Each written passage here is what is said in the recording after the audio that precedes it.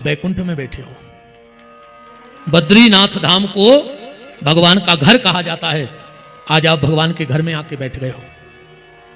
कई पीढ़ियां हमारी भी निकल गई, आपकी भी निकल गई। लोग कहते हैं कि मरने के बाद स्वर्ग मिलता है, मरने के बाद बैकुंठ मिलता है। आप जब अब लौट करके जाना और लोग कहें कि मरने के बाद कहां जाओगे, बोले जब हम जीते जी बैकुंठ होके आए हैं तो मरने की बात चिंता कौन करे। आप बैकुंठ में बैठे हो ये, और जहां कोई कुंठा ना हो। बैकुंठ का मतलब क्या है? जहां कोई कुंठा ना हो, जहां काम, क्रोध, लोभ, मोह, मत्सर, दंभ, अहंकार, ईर्षा का जहां प्रवेश ना हो, उसका नाम है बैकुंठ। यहां इन चीजों का प्रवेश नहीं है। और अगर आप इन चीजों को यहां तक लाए हो तो आपसे बड़ा दुर्भाग्यशाली मुझे नहीं लगता कि फिर कोई और होगा। कोशिश करना, यहां तुम जितने सरल, जितने सहज बन जाओगे, भगवान उतने जल्दी सुलभ हो जाएंगे। क्योंकि देखो, जहां, अब हम उसको क्या कहें ऐसे समझ लो, यहां भगवान बहुत सस्ते मिलते हैं। यहां भगवान बहुत सस्ते मिलते हैं। कारण, क्योंकि यही तो है। आप सागर में जाके केला खरीदो तो 50-100 रुपए के तो होंगे। हमने क्योंकि कभी खरीदे नहीं, भगत लाते हैं तो हमें पता ही नहीं। हाँ, सीधी सीधी बात है, हमें पता ही नहीं कितने के आते हैं। आप लोग झूठ मानोगे, हम इस धाम पे बैठ के कह रहे हमें कोई पता नहीं नमक तेल का कि क्या भाव आता, हम कभी लेते ही नहीं, हमें आज भी पता नहीं। मान के चलो एक केला तुम्हें 10 रुपए का मिला, अच्छा, क्योंकि केला सागर में बाहर से आया है। और वही केला कभी आप भुसावल तरफ जाना तो कहो 10 रुपया में थैला भर जाए। वहां पूछा गया कि इतना सस्ता क्यों, बोले यहां पैदा होता है इसलिए यहां इतना सस्ता है। ऐसे ही बद्रीनाथ में भगवान प्रकट हुए हैं तो तुरंत मिल जाते हैं, बहुत सस्ते में प्रकट हो जाते हैं। अब ये आपके ऊपर की क्षमता है। हमने अभी कहा ना, कुछ लोग भोजन करके सो गए। कबीर दास जी ने ऐसे ही लोगों को लिखा है कि जल में मीन प्यासी, मुझे सुन सुन आवे हांसी। यहां तो दुष्ट से दुष्ट आत्मा भी आके सुधर जाए, दुष्ट से दुष्ट आत्मा का भी मन परिवर्तन हो जाए। और जो आए हैं, इस बार की कथा को एक नया नाम दिया जा रहा है। पहले तो एक बार जोरदार तालियां मुन्ना भैया उनके परिवार के लिए। इस बार की कथा का नाम क्या रख दें बताओ, क्या रखें बताओ? क्योंकि बद्रीनाथ आए हैं तो क्या नाम रख दें? ये तो सहज सी बात है कि पितरों की कथा। ये बात तो पहले ही हो गई जब नाम ले लो। इस बार की कथा का नाम है दूध और धूप। क्या नाम है? दूध और धूप। अब बीच बीच में हम आपको समझाते जाएंगे। बोलो यहां हम लोग क्यों आए हैं? क्यों आए? हमारे पिता ने धूप में रह करके हमें इतना बड़ा किया कि नहीं किया? और मां की गोदी में जाके हमने दूध पिया कि नहीं किया? पिया। हम उसी का कर्ज चुकाने तो यहां तक आए हैं। नहीं आए हैं? बताओ आप लोग। इसलिए आए हैं। तो इस बार की कथा यहीं से प्रारंभ होगी, दूध और धूप। अभी हम धूप देते ना पितरों को, अब रोज एक एक शब्द हम बढ़ाते जाएंगे। 2 से हमने प्रारंभ कर दिया। निवेदन व्यासपीठ आपसे यह कर रही है, यहां 2 काम करने हैं आपको। 2 काम कौन से करने हैं? पितरों की संतुष्टि के लिए दूध और धूप देना है। जब जल का तर्पण होता है तो दूध मिलाया जाता कि नहीं मिलाया जाता? कि नहीं मिलाया जाता? मिलाते हैं ना? क्यों मिलाते हो? इसलिए मिलाते हो। वंशानुवंशानुगत वही दूध का कर्ज तो हम लोग चुका रहे हैं। तो यहां भागवत सुनने से, तर्पण करने से, गंगा स्नान करने से पिंडदान करने से तो पितरों का आनंद बनेगा। पर अगर आप ये सोच लो कि खाली पानी दे दिया हमारा मोक्ष हो जाएगा, तो ये बिल्कुल नहीं हो पाएगा। तर्पण से पितरों का आनंद तो बन जाता है, पर हमारा आपका आनंद तो भगवान नाम जप से बनेगा। जितना अधिक से अधिक हो सके यहां भगवान का नाम जप लेना। वो नाम जब आपके लिए होगा, वो हमारे मोक्ष का रास्ता खोलेगा। हम लोग 7 दिन तक भगवान बद्री विशाल के चरणों में बैठ करके और ठाकुर जी की मंगलमयी चर्चा का आनंद प्राप्त करेंगे। अच्छा, 2-3 बातें देखो यहां। पहली बात, जहां अच्छा भागवत किसने प्रकट की? नर और नारायण ने। चतुश्लोकी भागवत नर और नारायण ने प्रकट की। यहां एक कथा में और बदलाव रहेगा, हम ज्यादा आपको नहीं समझाएंगे। यहां आपको समझाने का काम नहीं होगा, क्योंकि यह पितरों के उद्धार की कथा है, इसलिए यहां विशेष कथा चलेगी। विशेष कथाओं को छुएंगे हम, क्योंकि हम कथाएं कम छूते हैं, आप सबको पता है। क्योंकि हमारा उद्देश्य है समाज सुधार। समाज सुधार नहीं करना, वो तो हम जाके फिर करेंगे। इस बार तो हम पितरों के निमित्त कथा गाएंगे, तो अधिक से अधिक कथा भागवत के प्रसंग ही लेंगे। तो भागवत जी का प्राकट नर और नारायण के श्रीमुख से हुआ। कहां हुआ पता है आप लोगों को? नहीं नहीं नहीं नहीं नैमी सारण में तो भागवत हुई थी। यही हुआ है बद्रीनाथ में। कल सुबह आप देखना, नर और नारायण पर्वत दोनों यहां है। एक नर माने अर्जुन, नारायण माने भगवान कृष्ण। तो भागवत जी का प्राकट्य भी इसी जगह पर हुआ है जहां हम लोग आए। दूसरी बात, आप जो कह रहे हो माना गांव, वहां भागवत प्रकट नहीं हुई है। प्रकट तो नर और नारायण ने की थी। माना गांव में तो भागवत जी का लेखन हुआ है व्यास जी के द्वारा। चतुश्लोकी भागवत नर नारायण ने इसी बद्रीनाथ धाम में 4 श्लोक प्रकट किए, और वो 4 श्लोक नर नारायण ने ब्रह्मा जी को दिए थे। ब्रह्मा जी ने वो 4 श्लोक अपने 5 बालकों को पढ़ाए, सनक, सनंदन, सनातन और सनत कुमार। 5वें थे देव ऋषि नारद। 5वें कौन थे? देव ऋषि नारद। चारों भाई ब्रह्मा जी से वो चतुश्लोकी भागवत सुन करके और यहीं बद्रीनाथ में बैठ के भजन करते हैं। सनक, सनंदन, सनातन, सनत कुमार भी यहीं रहते हैं, इसी धाम में। और 24 घंटे कीर्तन, श्री हरि शरणम, श्री हरि शरणम। एक बात और है, चारों भाइयों में बात कोई नहीं बजाता, जैसे हमारे ये बजा रहे ना कलाकार, वो बात नहीं बजाते, पर चारों भाई इसी बद्रीनाथ में गोला बना के बैठ जाते हैं और स्वर में भगवान का कीर्तन करते हैं, ताली बजा बजा के, श्री हरि शरणम, श्री हरि शरणम, श्री हरि शरणम। वो तो समाधि में चले गए। नारद जी ने यह कथा ले जाकर के श्री कृष्ण द्वैपायन वेद व्यास जी को दे दी। यहीं से लगभग 2-3 किलोमीटर व्यास गुफा है, जिसको साम्प्राय आश्रम कहा जाता है। उससे सामने आप लोग जाना 3-4 किलोमीटर है, ज्यादा नहीं है। हमें तो ठाकुर जी ने और गौ माता ने और माता पिता के पुण्य ने दूसरी बार ये सौभाग्य दिया कि हमें बद्री विशाल ने अपने चरणों में फिर बुला लिया। हम दूसरी बार भागवत जी की कथा गा रहे हैं। तो पिछली बार सब जगह का दर्शन हो गया था। तो सामने वेद व्यास जी, आप दर्शन करेंगे बिल्कुल सामने गणेश पहाड़ है। वहां गणेश जी ने बैठ करके लिखा है और व्यास जी ने बोला है। तो कितने संयोग यहां इकट्ठे हो रहे हैं। नर नारायण यहीं विराजे हैं, श्री कृष्ण द्वैपायन वेद व्यास भगवान यहीं विराजे हैं, बद्री विशाल भगवान यहीं विराजे हैं, माता सरस्वती यहीं है, अलकनंदा भी यहीं है, और सनक, सनंदन, सनातन, सनत कुमार भी यहीं बैठ करके भजन कर रहे हैं। हम हजारों की कृपा के बीच में बैठे हैं यहां पर। आप कल्पना नहीं कर सकते हो। और हम एक बात कह दें, ये जो फल हमें और आपको मिला है, ये हमारे कर्मों का फल नहीं है।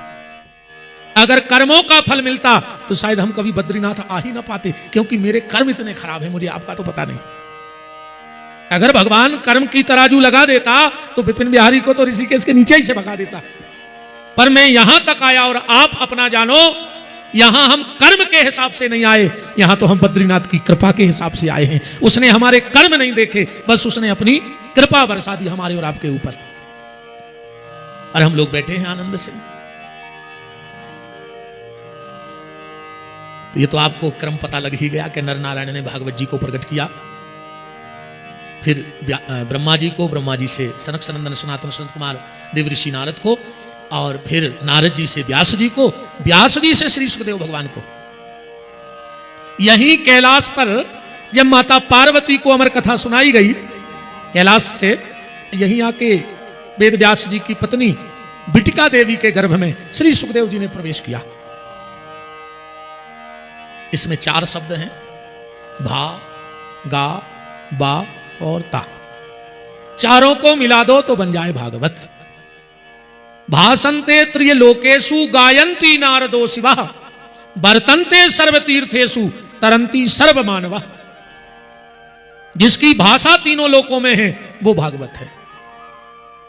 दूसरा शब्द है गा, गायन्ति नारदो शिवा। यही देवऋषि नारद यही वीणा लेके जिसको गाते हैं वो भागवत है। भगवान शिव कैलाश पर बैठे बैठे भागवत की कथा को गाते हैं वो भागवत है। वर्तन्ते सर्व तीर्थेषु, यहां सारे तीर्थ अपने आप आ जाएं, और यहां तो सब तीर्थ है। सब तीर्थ हैं कि नहीं है? आखिरी शब्द है ता, तरंती सर्व मानवा। अब इस कथा को आप लोग सब जानते हो कि श्रीमद् भागवत की कथा से धुंधकारी जैसे प्रेत का भी उद्धार हो गया। धुंधकारी जैसे प्रेत का कैसा था? धुंधकारी स्नान दान क्रियाहीनम सब हस्तेन भोजनम। महीनों स्नान नहीं करता था। जब स्नान नहीं करता तो फिर पूजा पाठ की तो बात ही छोड़ दो। नहा भी ले ऐसे धुंधकारी तो क्या होता है? स्नान दान क्रियाहीनम सब हस्तेन भोजनम। शमशान घाट पे जाकर के मुर्दे के हाथ का पिंड उठा के खा लेता था। अब हम लोग इतने तो नहीं है कि शमशान के पिंडा खाएं, कि हैं हम लोग ऐसे। तो जब इस श्रीमद् भागवत की कृपा से धुंधकारी जैसे प्रेत का उद्धार हो सकता है, तो हमारा आपका जीवन तो सुंदर हो ही सकता है कि नहीं हो सकता? हमारा और आपका जीवन सुधरेगा, पर यहां 2 चीजों को शुद्ध करना है। पहला तन को, उसके लिए गंगा है अलकनंदा। अब करना है मन को शुद्ध, तो ये कृष्ण नाम की गंगा है। तो तन और मन दोनों शुद्ध करना, खाली तन शुद्ध करने से कुछ नहीं होगा। भगवान तन का ग्राहक नहीं है। जब तुम यहां से जाओगे तो वहां तुम्हारी जाति नहीं देखी जाएगी, आधार कार्ड नहीं मांगेंगे, एक और वो क्या रजिस्ट्रेशन नहीं मांगेंगे। वहां तो तुम्हारे कर्म देखे जाएंगे कि तुम किस जाति में गए और तुमने कर्म क्या किया। ऊंचे कुल के ही काम के जहां न हरि को नाम। ऐसी ऊंची जाति से क्या होगा? बड़ा हुआ सो क्या हुआ, जैसे पेड़ खजूर, अपंती को छाया नहीं सुफल लागे अति दूर। क्या होगा बताओ? अगर तन शुद्ध हुआ, ध्यान से सुनना, तो यहां से फिर लौट जाओगे। और अगर मन शुद्ध हो गया तो बद्रीनाथ तुम्हारे मन में बैठ के सागर चलेंगे। अब फैसला तुम लोग कर लेना है। मन को शुद्ध करो, और मन को शुद्ध करने का अगर कोई साधन है तो वो है भगवान नाम जप।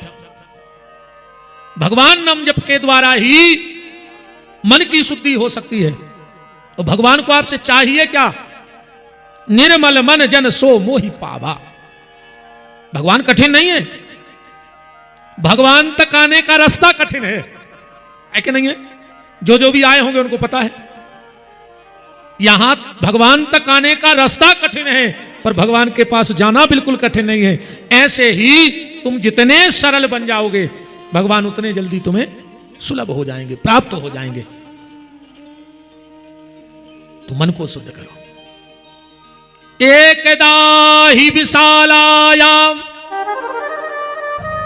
चत्वारा ऋषयो मलः सत्संज्ञार्थ समायाता।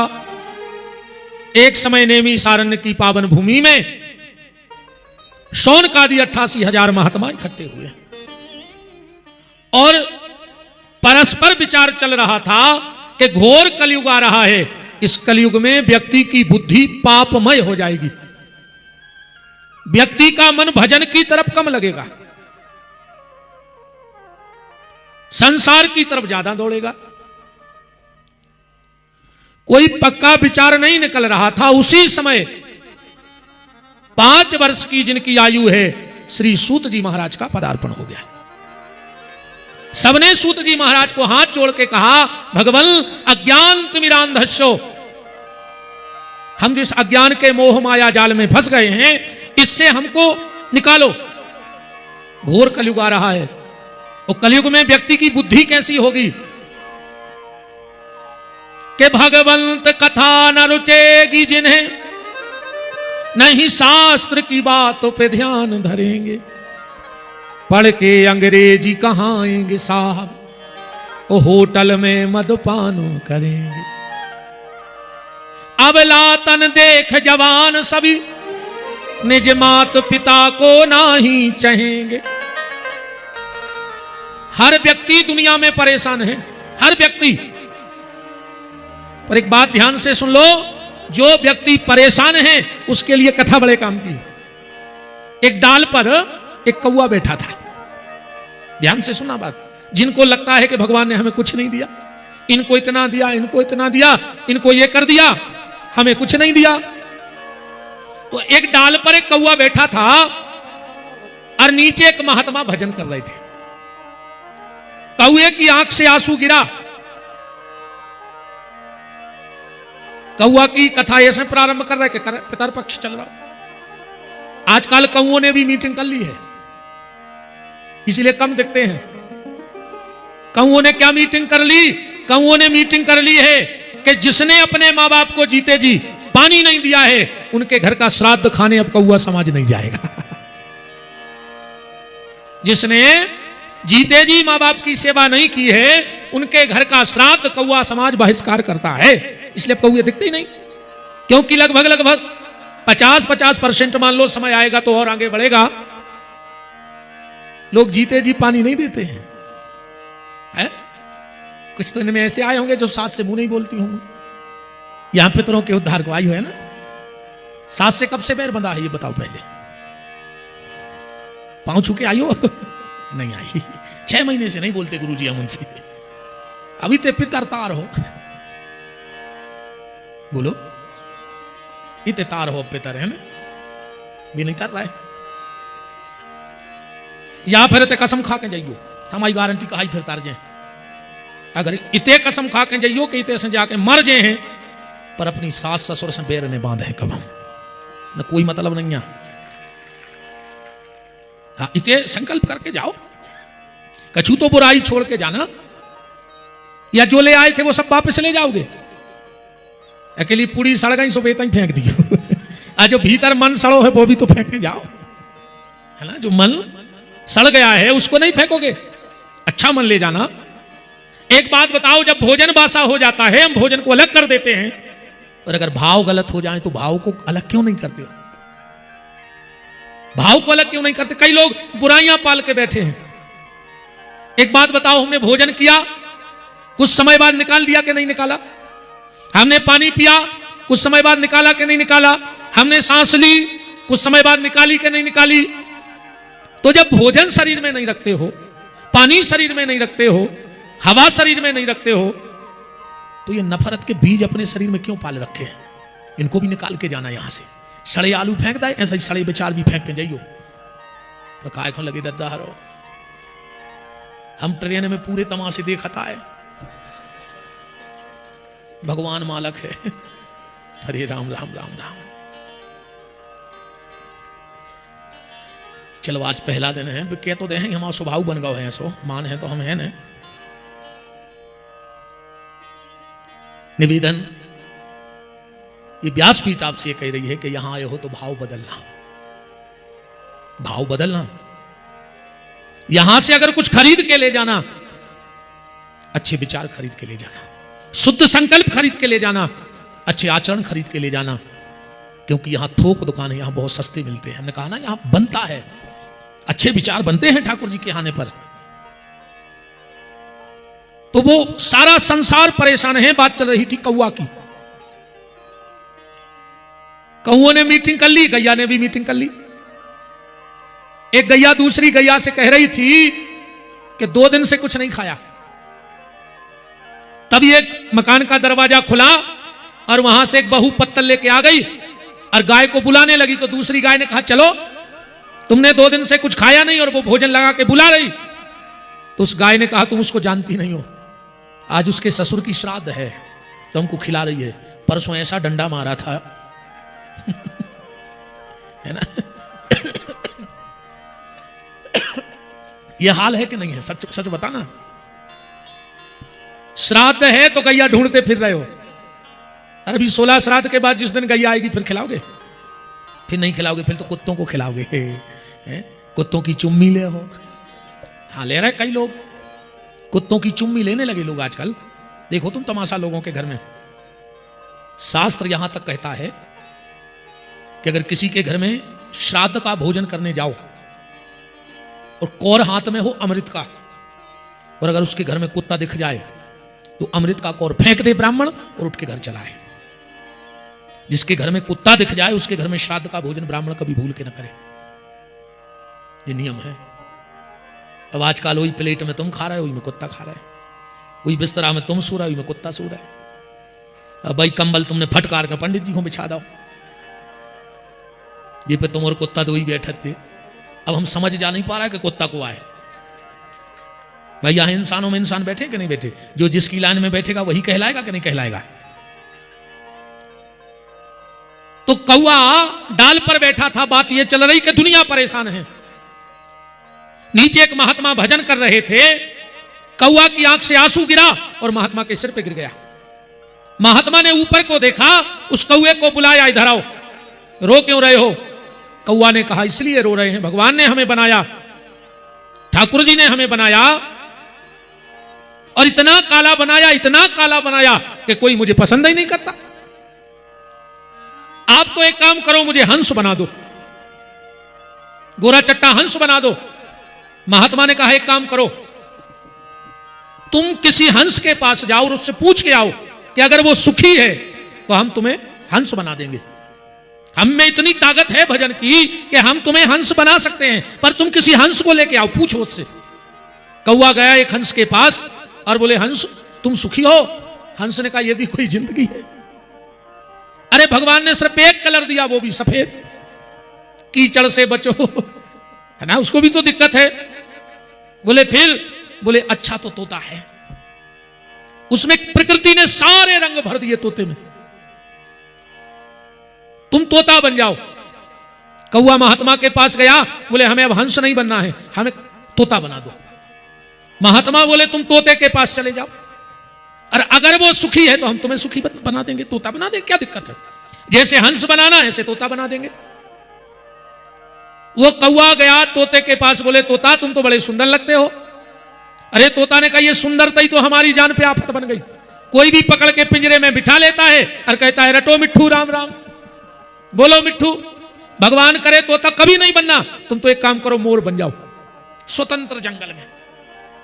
महात्मा के पास कौआ पहुंचा और कौए ने कहा अब हमें आप मोर बनाओ।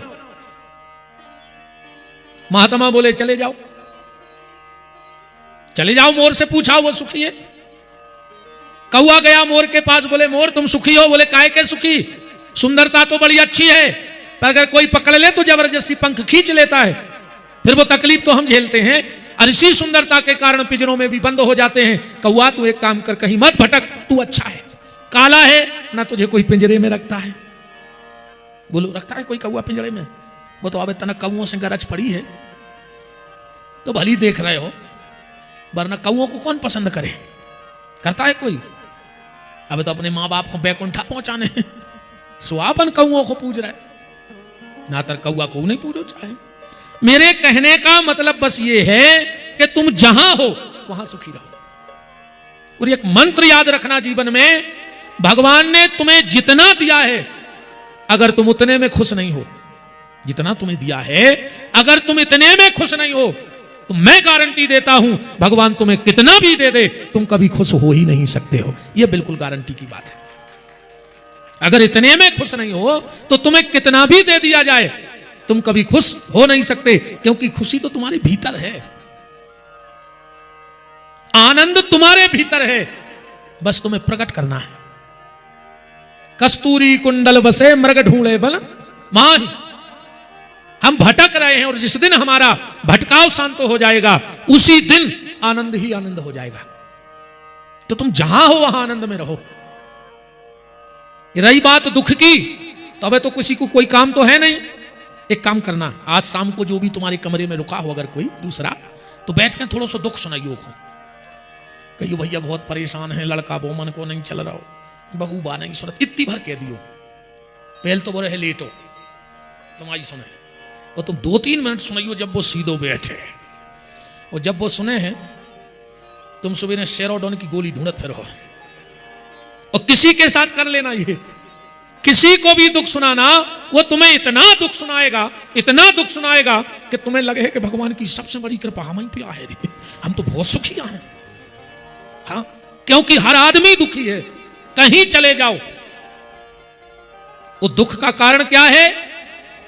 सिर्फ धन, सिर्फ धन चाहने आदमी को। बस कितना पैसा इकट्ठा कर ले, कितना पैसा इकट्ठा कर ले, अरे भैया बस इतना इकट्ठा कर लो जितने में इस जीवन की नैया पार हो जाए। इतना इकट्ठा करो जितने में परिवार की जरूरतों की पूर्ति होती रहे। इतना इकट्ठा करो कि कभी कोई आस लगा के तुम्हारे दरवाजे 2 रोटी मांगने आ जाए तो तुम उसको दे सको।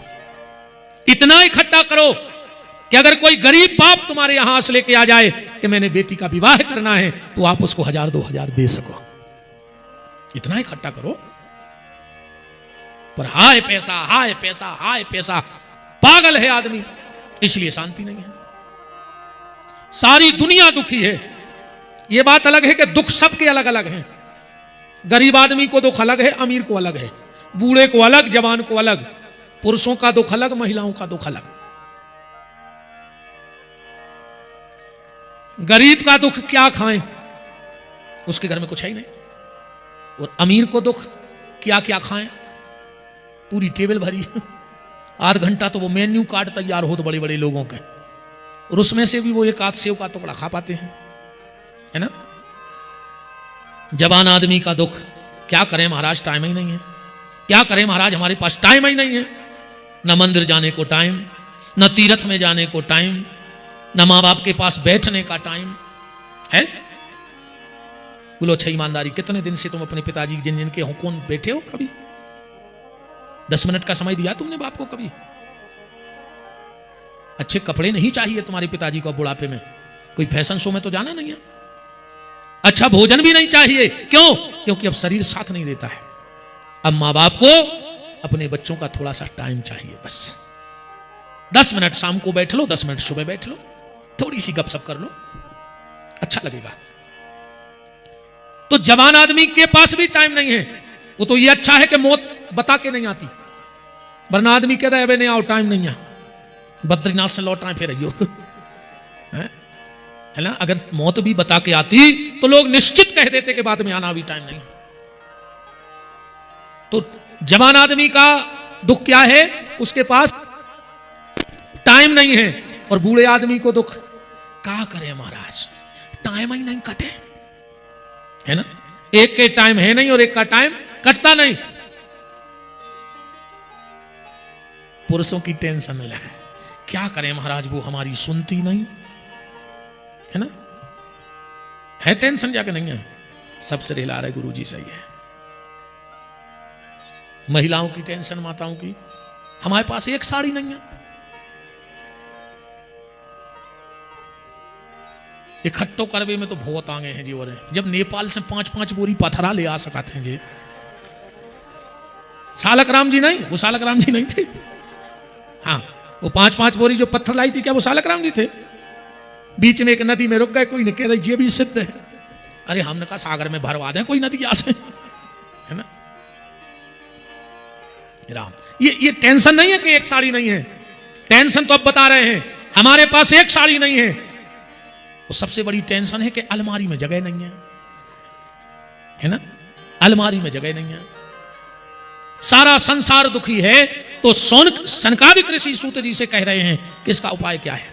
सूत जी महाराज कह रहे तो सुनो। एक समय देवऋषि नारद संसार में भ्रमण करते हुए तीर्थ यात्रा के लिए चले। हरि क्षेत्रे कुरुक्षेत्रे श्रीरंगम सेतु बंधनम एवामादिषु तीर्थेषु ब्रह्माणस इतस्ततः। हरि क्षेत्र, कुरुक्षेत्र, श्रीरंग, सेतु बंध, रामेश्वरम, सब जगह नारद जी गए, पर नारद जी को कहीं शांति ना मिली। बात वही आ गई कि शांति कहीं है ही नहीं। अच्छा, तुम लोग भी यहां सब शांति को आए हो, है ना? आए हो कि नहीं आए? पर चाहिए किसी को नहीं, हमारी गारंटी है। शांति की तलाश में सब हैं, पर शांति चाहिए किसी को नहीं। जैसे अभी कोई मंच पे आए और हम कह दें कि जाओ तुम कल शांत हो जाइयो, क्या हो गुरुजी तुम्हारे बाप को खा रहेगा? शांति चाहिए सबको, पर शांति लेना कोई नहीं चाहता है। देवऋषि नारद पूरी दुनिया में भटके, हरि क्षेत्र, कुरुक्षेत्र, श्रीरंग, सेतु बंध, रामेश्वरम, पर नारद जी को कहीं शांति न मिली। जहां जहां गए सब उल्टा ही उल्टा देखा नारद जी ने। सब जगह उल्टा ही उल्टा हो रहा है। बहुत ऐसी चीजें हैं जो उल्टी हो गई। अब पहले बहू डरती थी कि सास कितनी खतरनाक मिलेगी, और आज की सासें कप रही कि बहू कितनी खतरनाक मिले, है ना? हाँ, पहले की बहुएं डराती, सास के नाम में पावर है, तो अब बहू के नाम में बहू का है, पावर है। अब और समय आगे बढ़ा, माता पिता से व्यक्ति का मोह खत्म हो गया। मां बाप से बिल्कुल मोह खत्म है, भैया से मोह खत्म है, गैया से मोह खत्म है, और मैया से मोह खत्म है। गैया से, मैया से और भैया से, तीन लोगों से बिल्कुल मोह खत्म हो गया आज के आदमी का। मां बाप को कोई नहीं चाहता। कैसे भूल जाते हैं लोग। इस मां बाप ने इतने कष्ट सहे होंगे तुम्हारे लिए, और तुम अपने पैर पे खड़े हुए तो मां बाप को भूल गए। जो मां बाप तुम्हारे जन्मदिन पर मिठाई बांटते हैं, तुम भाई भाई बड़े हो जाते हो तो मां बाप को ही बांट लेते हो। जो मां बाप तुम्हारी उंगली पकड़ के तुम्हें स्कूल छोड़ने जाते हैं, तुम उनका हाथ पकड़ के बाहर वाले कमरे में छोड़ देते हो। ये बदला है। जो मां अपने बेटे के मंगल के लिए अपने गले का मंगलसूत्र भी बेच देती है। हाँ, मां इतना प्रेम करती है अपनी औलाद से कि अगर बच्चा भूखा होगा तो वो मंगलसूत्र भी बेच देगी। और वही मां जब बुढ़ापे में रोएगी तो फिर तुम्हारा मंगल होगा कभी? कौन से वेद पुराण में लिखा है, कौन से शास्त्र में, कि मां बाप को दुख देने वाले को भगवत प्राप्ति हो जाती है? ये उल्टा हो गया। पाखंड निर्ता संतो विरक्तो सा परिग्रह तरणी प्रभुतागे हे साल को बुद्धिदायका। गैया मैया भैया से मोह खत्म है आदमी का। नारद जी को जब कहीं शांति ना मिली तो वृंदावन पहुंच गए। अब वृंदावन में पहुंच करके बांके बिहारी का दर्शन करके लौट रहे थे। पीछे से आवाज आई, भो भो साधु क्षणम तिष्ठो मचिंत्यायामपि नाशयो दर्शनम तव लोकस्यो। ए नारद रुक जाओ। नारद जी ने पलट करके देखा तो क्या देखा? एक 25-30 वर्ष की देवियों जैसा जिनका श्रृंगार है, 16-16 साल की कन्याएं पंखा हिला रही हैं, गोदी में 90-90 साल के दो वृद्ध पुरुष लेटे हैं। नारद जी ने जाके प्रणाम किया, आप कौन हो? अहम भक्ति रीति ख्याता। नारद मेरा नाम भक्ति है। नारद जी तो नाचने लगे। धन्य वृंदावनम तेनो भक्ति नृत्य करी असी। हे नारद, मैं भक्ति हूं। तो नारद जी बोले, मां तुम भगवान को इतनी प्यारी हो, इतनी प्यारी हो, इतनी प्यारी हो कि जिसके घर में तुम चली जाती हो ना, भगवान उसके घर की नेम प्लेट नहीं देखा करते। हाँ, जिसके घर में भक्ति होगी भगवान को उसके घर में जाना है, और अगर भक्ति का बोर्ड नहीं लगा है तो भगवान तुम्हारे यहां आने वाले नहीं है। मां, आपकी गोदी में ये दो वृद्ध पुरुष कौन है? ज्ञान वैराग्य नामानो। ये मेरे बेटे हैं ज्ञान और वैराग्य। नारद जी ने कहा, हम ही मिले, और कोई नहीं मिला दुनिया में। मां हो 30-35 साल की और लड़के हो 90-90 साल के। भक्ति ने कहा, नारद इसीलिए बैठ के रो रही हूं। कि जब तुम जैसा परम ज्ञानी संत मेरी बात नहीं मान रहा है तो दुनिया में फिर मेरी बात कौन मानेगा। अब नारद जी को लगा कि कुछ है, मां ये सब कैसे हुआ। भक्ति ने अपनी उत्पत्ति बताई है। नारद, उत्पन्ने द्रविणे देश, मेरा जन्म द्रविण देश में हुआ। ये द्रविण देश ये आपके शरीर में, ध्यान से सुनते जाना। अगर तुम भी चाहते हो कि भक्ति को प्रकट करना है तो तुम्हें अपने शरीर में पहले द्रविण देश को ढूंढना पड़ेगा, तब भक्ति प्रकट कर पाओगे। द्रविण देश कहां है? जब भगवान की कथा सुनते सुनते, भगवान जब करते ठाकुर जी का दर्शन करते करते अगर तुम्हारी आंखें गीली होने लगी तो समझ लेना। देखो एक बात और कहें, तन गीला हो जाए कुछ नहीं होने वाला, तन गीला हो जाए कुछ नहीं होने वाला, मन गीला हो जाए तो बहुत कुछ होने वाला है। और तन गीले से कुछ नहीं होता। मैं आपको एक छोटी सी घटना बताऊं। एक बड़े मस्त संत थे, तो ठंड बहुत थी, तो एक व्यक्ति से उन्होंने कहा कि बैठो माला करो। और उन्होंने कहा महाराज हमारा बुढ़ापा है और अब हम बिना नहाए भजन कर नहीं सकते। तो महात्मा जी बोले कि शरीर को गीला करोगे तभी भजन होगा। बोले हाँ महाराज। तो बोले शरीर गीला हो जाए तो माला चालू। बोले हाँ। बोले सिर्फ शरीर गीला करने से माला चालू। बोले हाँ। तो बोले पगले, तेरी जीभ तो 24 घंटे गीली है, भजन क्यों नहीं कर रहा है खाली? अगर तन गीले से, जीभ तो अपनी 24 घंटे गीली रहती कि नहीं रहती? अगर खाली तन को गीला करना नहाने के बाद माला है तो ये जिह्वा तो 24 घंटे गीली है। इसलिए तो जब मौका मिल जाए तब भगवान का भजन कर डालो, नाम ले डालो। उसके लिए कोई जरूरी नहीं, कोई प्रतिबंध नहीं भगवान के भजन में। घर में वन में बाट में कहूं रहे जो दे, वो प्यारे सीताराम सो लगो चाहिए नहीं।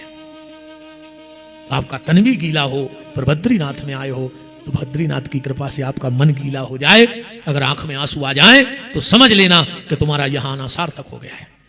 कथा सुनते सुनते, कीर्तन करते करते, नाम जप करते करते, दर्शन करते करते अगर आंखों में आंसू आने लगे तो समझ लेना कि अपना काम हो गया। तो भक्ति कहां जन्म लेती है? द्रविण देश में। भक्ति पड़ती कहां है? भागवत जी के हिसाब से कर्नाटका। तो मन तो हो गया द्रविण, अब कर्नाटका कहां है शरीर में? और उसको भी ढूंढना है, एक एक चीज को ढूंढना है। एक कर्नाटका है हमारे कान। कोई भक्ति का पौधा लग जाए, जैसे आप गार्डन में पौधा लगा लो और उसे बीच बीच में पानी नहीं दोगे तो सूख नहीं जाएगा। तो साधारण पौधे के लिए साधारण से पानी की आवश्यकता है, पर कभी मन में भक्ति का पौधा आ जाए तो कानों के द्वारा संतों की वाणी की आवश्यकता है। अपने कानों में संतों की वाणी पड़ती रहे तो भक्ति का पौधा पुष्ट हो जाएगा। भक्ति का विस्तार कहां हुआ? महाराष्ट्र में। महाराष्ट्र का मतलब क्या है? महाराष्ट्र का मतलब है कि कण कण में तुम्हें ईश्वर का दर्शन होने लगे। पर यह बहुत ऊंची क्लास है। भगत नामदेव जी को तो कुत्ते में भगवान का दर्शन हो गया, पर वो बहुत ऊंची क्लास है। नानक देव जी एक जगह बैठे थे, किसी ने कहा उस तरफ पैर मत करो भगवान है। नानक देव जी ने कहा मेरे पैर उठा के उस तरफ कर दो जिस तरफ भगवान ना हो। मेरे पैर उस दिशा में कर दो जिस दिशा में भगवान ना हो। भगवान तो कण कण में है। पर यह बहुत बहुत ऊंची क्लास है। शुरुआत कहां से करनी होगी? कण कण में ईश्वर को जानने के लिए पहली क्लास कौन सी है? पहली क्लास है मां बाप। पहले अपने मां बाप में भगवान को देखो, फिर अपने परिवार में भगवान को देखो, फिर अपने शिक्षक में भगवान को देखो, फिर अपने गुरु में भगवान को देखो, फिर अपने पड़ोसी में भगवान को देखो, गैया मैया में भगवान को देखो, तुलसी के वृक्ष में भगवान को देखो, अतिथि के रूप में जो आ रहा है उसमें भगवान देखो। धीरे धीरे तुम्हारी नजर इतनी पावरफुल हो जाएगी, इतनी पावरफुल हो जाएगी कि तुम्हें संसार के कण कण में भगवान नजर आने लगेगा। इसी का नाम है महाराष्ट्र। भक्ति का विस्तार। फिर है गुजरात। गुजरात में भक्ति बूढ़ी हो गई, मतलब समय न निकल जाए। समय बड़ा कीमती है। समय बड़ा कीमती है। आजकल तो लोग समय काट रहे हैं। अभी आप समय काट रहे हो, जिस दिन आपको समय काटेगा फिर कौन बचाएगा ये तो बताओ। ये समय बहुत कीमती है। कल एक काम करना, कहीं बारू मिले गंगा जी की तो मुट्ठी में भर के दबाना। तुम जितना दबाओगे ना, एक एक दाना करके वो पूरी नीचे आ जाएगी। रेत कभी मुट्ठी में नहीं रहती, दबा के देखना। ऐसे ये जिंदगी भी जितनी इसको संभाल के रखोगे ना, ये पल पल निकल रही है, इसलिए इसका आनंद ले लो। बस जिंदगी का आनंद ले लो। कोई भी अच्छा काम कल पे मत छोड़ो कि हम कल करेंगे ये अच्छा काम। कोई बुरा विचार हो तो कल पे छोड़ दो, पर अच्छा विचार है तो अभी पे छोड़ दो। मैं एक छोटी सी घटना बताऊं। मेरे एक मित्र थे, मतलब मित्र हैं अभी। हम लोग एक बार घूमने गए तो साड़ी खरीदी, उनने भी खरीदी। बड़ी सुंदर साड़ी लाए अपनी पत्नी के लिए, और उन्हीं की गाड़ी से हम लोग गए थे। तो पहले उनके घर गए, तो हमसे छोटे थे वो, तो हमने कहा बिटिया ये बहुत अच्छी साड़ी लाया है तुम्हारे लिए। बोले गुरुजी अभी तो हम नहीं पहनेंगे, हम शादी की सालगिरह पे पहनेंगे इस साड़ी को। हमने कहा ठीक है। अरे भैया, उसके पहले वो बिटिया दुनिया ही से चली गई। वो साड़ी उसको आखिरी मोड़ आई गई। हम वहीं थे, हमारी आंख में आंसू आ गए। मैंने देखो अगर उस दिन पहन ली होती तो कम से कम पहन तो ली होती। आज किस जगह इस साड़ी का उपयोग हुआ। इसलिए कोई अच्छा समय जीवन में आए, अच्छे विचार आए तो कर डालो, क्या पता हम रहे के ना रहे। इसलिए समय ना गुजर जाए, क्या पता हम दूसरी बार यहां आए, या हमारे बच्चे भी हमारी आत्म शांति को आएंगे। कोई भरोसा तो है नहीं। इसमें किसी को भरोसा है कि दूसरी बार बद्रीनाथ आएगा। इसलिए जितना अच्छा इन 7-8 दिन में बन जाए कर डालो, समय ना निकल जाए हाथ से। जैसे कुछ राक्षस सो रहे हैं, उनका समय निकल रहा है, हम बार बार उनको पिंच करेंगे, हम तो कहेंगे। और जितने भी जिसके कमरे में आज ना आए उनको बता देना। हाँ, वो मना करें तो कहना सुबह निकल जाओ यहां से। ऊसर बीज वही फल जथा। यहां तो हम देवताओं को इकट्ठा करके लाए हैं बैकुंठ में, राक्षसों का स्थान अलग है। उनको भगवान उस हिसाब से भेज देंगे जहां उनको भेजना होगा। तो समय ना निकल जाए, समय बड़ा कीमती है। बस की बस बात नहीं जग में, जग जीवन ज्योत तेरी खिसकी। बस की बस बात नहीं जग में, जग जीवन ज्योत तेरी खिसकी। खिसकी धन धाम धरा धस की, मन काहे को चाह करे जस की। जस की यदि चाहो तो बूटी पियो, नित ही हरि नाम सुधा रस की। बस की बस मंजुल बात यही, न घड़ी अपनी अपने बस की। ये घड़ी किसी के बस में नहीं है। अच्छा, घड़ी लगभग यहां बहुत लोगों के हाथ में होगी, है ना? बहुत लोगों के हाथ में घड़ी है, पर ईमानदारी बताओ क्या तुम्हारे हाथ में घड़ी है? कौन घड़ी क्या हो जाए किसी को पता है? लोग कहते हैं कि हमने घड़ी को बांधा है। ये गलत है। हमने घड़ी को नहीं बांधा है, घड़ी ने हमें और आपको बांध रखा है। इस घड़ी की कीमत पहचानो प्यारे, इसकी कीमत पहचानो। बहुत कीमती समय आपके जीवन से निकल रहा है। समय की कीमत अगर जाननी हो, एक साल कितना कीमती होता है अगर ये जानना हो, तो किसी विद्यार्थी से पूछना जिसने दिन रात साल भर मेहनत की हो, पेपर दिया हो, और जिस दिन रिजल्ट आया हो उस दिन वो फेल हो गया हो, उससे पूछना कि एक साल की कीमत क्या होती है। एक महीने की कीमत जानते हो क्या होती है? संकेत में समझना। 12 साल विवाह को हो गए थे, घर में कोई लल्ला नहीं था। फिर एक आस की किरण जगी। माँ बाप पति ननद देवरानी जिठानी फूली नहीं समा रही थी कि 12 साल बाद एक माह का गर्भ अब आ गया है। और दूसरे दिन जब खबर मिली कि वो गर्भ खंडित हो गया है, तो उस परिवार से पूछना कि एक माह की कीमत क्या होती है।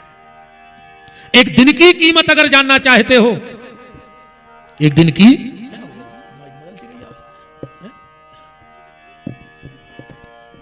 की अगर कीमत जानना चाहते हो, तो किसी मजदूर से पूछना जो सुबह गया हो घर से कि शाम तक खून पसीना एक करके 200-250 रुपए कमा के लाऊंगा और मेरे बच्चे बैठ के भोजन करेंगे। और शाम को मालिक ने कह दिया कि हिसाब कल होगा, मजदूरी कल दी जाएगी। उस आदमी से पूछना जिसके बच्चे भूखे बैठे हों, अब एक दिन उसका निकल गया है, उससे पूछना कि उसको कैसा लगा होगा। एक पल की भी कीमत है। 50 देश से दौड़ थी, 50 देश से लड़के दौड़ में शामिल थे। एक आगे दौड़ रहा था, एक पल रह गया था उसको वो लाइन पार करने में, पर पीछे वाले ने छलांग मार दी। उस एक पल की कीमत उस लड़के से पूछना, वो जिंदगी में भूल नहीं पाएगा कि अगर एक पल और में आगे निकल गया होता तो वो आज गोल्ड मेडल जो भी हो वो हमारा होता है। इसलिए जिंदगी में कभी समय का दुरुपयोग मत करना। नारद जी ने कहा, मां चिंता मत करो, हम ठीक करते हैं। सनई सनय वेद पुराण शास्त्र पढ़े पर ज्ञान वैराग्य में जब तक नारद जी बोलत रहे तब तक तो वे आंखें खोल ले में, और जो नारद जी बोलना बंद करें तो वो फिर भी होश हो जाए। आकाशवाणी हुई नारद सत्कर्म करो। नारद जी ने विचार किया सत्कर्म क्या है, और उसी सत्कर्म की तलाश में नारद जी बद्रीनाथ आए। इसी जगह यहां लोग क्यों आते हैं? सत्कर्म के लिए। नारद जी क्यों आए बद्रीनाथ? सत्कर्म के लिए। हमें भी सत्कर्म करना है। जैसे ही नारद जी बद्रीनाथ आए, चारों भाई यहां बैठे थे। अहो नारद धन्योसी विरक्ता नाम शिरोमणि। एक शब्द बोला गया है नारद जी को, क्या? विरक्ता नाम शिरोमणि। सनकादिक ऋषि कह रहे हैं कि हे नारद, तुम विरक्तों के शिरोमणि हो। विरक्तों का शिरोमणि कौन है? कौन है विरक्तों का शिरोमणि? जिसने घर छोड़ दिया, जिसने वस्त्र छोड़ दिया, जिसने पैसा लेना छोड़ दिया, वो विरक्त है। पैसा छोड़ देना विरक्त नहीं। एक बार एक महात्मा जी और एक आदमी गया एक पंडित जी के यहाँ कहीं भोजन करने, तो यजमान थाली लाया, 500-500 के नोट रखे थे। तो कहा बाबा जी को तिलक लगाओ। बाबा जी को तिलक लगाने लगे। बोले बच्चा, मैं पैसा नहीं छूता, विरक्त हूं, मैंने पैसे को छूना बंद कर दिया। तो यजमान क्या करेगा? आगे बढ़ेगा? यही करेगा कि नहीं करेगा? तो जैसे ही आगे बढ़ने लगे तो बाबा जी बोले लौटो, हमने पैसा ना छूने का संकल्प लिया है, तुम हमारी थैली में डाल दो चुपचाप। अब ऐसी विरक्ति किस काम की? पैसा छोड़ दोगे फिर क्या खाओगे, क्या करोगे? कमाओ, कर्म भागी मत बनो, कमाओ। पैसा जरूरी है, कमाना पड़ेगा। कर्म और धर्म ये दोनों चाहिए। धर्म माने कृपा, कृपा भी चाहिए भगवान की, ध्यान से सुनना। और कर्म भी करना पड़ेगा। अकेले कृपा से कुछ नहीं होता, उसके लिए कर्म जरूरी है। और अकेले कर्म से कुछ नहीं होता, उसके लिए कृपा जरूरी है। अब मान के चलो तुम गंगा जी के इस किनारे बैठ जाओ, या तो पुल से पार करोगे या नाव से पार करोगे। और तैरते बनेगा तो तैर के पार करोगे। इस घाट से अगर उस घाट जाना है तो या तो पुल है, नाव है, या तैर के चले जाओ, या इस किनारे बैठे बैठे सोचते रहो कि उस पार चले जाएं, उस पार चले जाएं, उस पार चले जाएं। तो जा सकते हो? खाली सोचने से जा सकते हो? उसके लिए तुम्हें कर्म करना पड़ेगा। कर्म और कृपा ये दोनों चाहिए। बात ऐसे समझ लो, अगर इस बंद किस्मत के ताले को खोलना है तो इसके लिए दोनों चीजें चाहिए। बैंक में जिन जिन का लाकर होगा, तो जिन जिन का होगा, लाकर की 2 चाबियां होती हैं। एक चाबी होती है मैनेजर के पास और एक चाबी होती है कस्टमर, जो ग्राहक है, उसके पास। अब अच्छा, एक चाबी से कभी लाकर नहीं खुलता, वरना कभी मैनेजर का दिमाग खराब हो जाए और वो खोल खाल के सब ले जाए ट्रांसफर करा के। तो एक चाबी से लाकर का बैंक का ताला नहीं खुलता, चाबी 2 हैं। और अकेला कस्टमर भी नहीं जा सकता, भले उसका माल रखा है, पर अगर वो बैंक वाला चाबी ना दे तो तुम्हारी चाबी काम की नहीं, और तुम चाबी ना दो तो मैनेजर की चाबी किसी काम की नहीं। ऐसे ये बंद किस्मत का प्यारी अगर ताला खोलना है तो इसमें कर्म और कृपा दोनों चाबियां एक साथ फंसा दो तो ये बंद किस्मत के ताले खुल जाएंगे। एक चाबी के भरोसे मत बैठे रहो, ये दोनों चाबियां लगाओ। कर्म भी करो, भगवान कृपा भी करेगा, वरना कुछ होने वाला नहीं है। नारद जी ने बहुत कोशिश की, बद्रीनाथ आ गए। विरक्ता नाम शिरोमणि। विरक्त किसको कहा? और वो भी सनकादिक ऋषियों ने। विरक्त वो नहीं है जो घर छोड़ दे, विरक्त वो नहीं है जो जंगल में रहे।